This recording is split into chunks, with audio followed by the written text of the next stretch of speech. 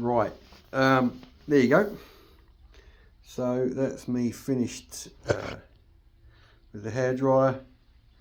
All the edges, that's the absolute edge of the thing is taped down. That moisture in there will just gradually dry out. And basically you've got a nice bubble-free sort of finish running all the way along. Just followed the curve of the board. There's no edges that are now sticking up. And yeah, so it's taken about 15 minutes from start to finish just for the side.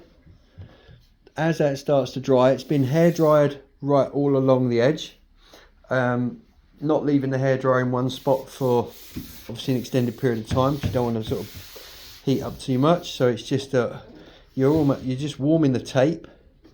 This is only 50mm, so it's really easy to apply. You get 75mm, 100mm.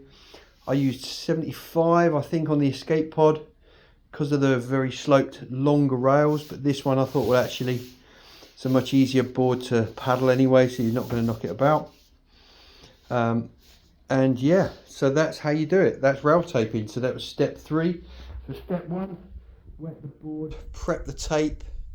Do what you need to, trim it or whatever. If you're buying Railsaver Pro, the one that's pre-cut, that's easier, but it's obviously twice the money. And then yeah, so spray, prep tape, prep board by cleaning it, make sure there's no dust, and then have the tools like an old card, credit card, or a squeegee thing that you can run along. Make sure the board can stand on its edge. Don't do it laying flat because you'll pick up instant dust as soon as that tape touches the floor. Don't let it touch anything. Once you begin opening that tape up, that's it. Yeah, it cannot touch the floor. If it goes wrong, it's going to look cack. You might as well just bin the tape, you know. Also bear in mind, once you've stuck it on, the only way to get this off is to warm it gently and then slowly peel it back if you ever need to completely take it off for repairs or anything. I've done it when we've had boards in for repair, that we gently take it off, but it's a slow process. If you've got iffy paint and stuff, you might have to fix that first because you'll end up with bubbles. If you've already smashed up your board, then probably not worth it if you've already given it a good kick in, unless you resolve all the edges. But no, I'm really pleased with the finish. As I say, I've done loads of boards when I was doing Jimmy Lewis and stuff. Absolutely hundreds of these things. Well, not hundreds, but yeah, well over 100 boards that have gone out from me with tape on.